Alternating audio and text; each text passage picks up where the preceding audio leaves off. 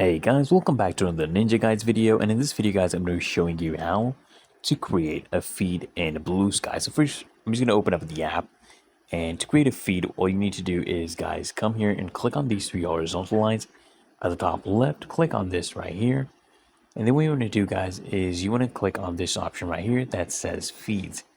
So once we click on this option, so you can scroll down and check out the other feeds, but if you want to create your own feed, all you need to do guys is you want to click on this icon right here. That is the right icon, and once you verify your email guys, you can actually create a feed. Let me go and verify my email. Let me send a confirmation code, and I am going to confirm my email for you guys.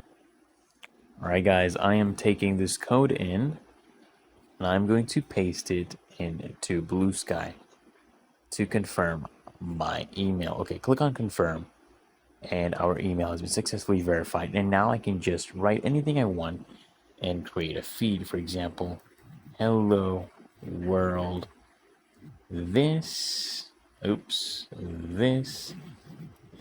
Pioneer.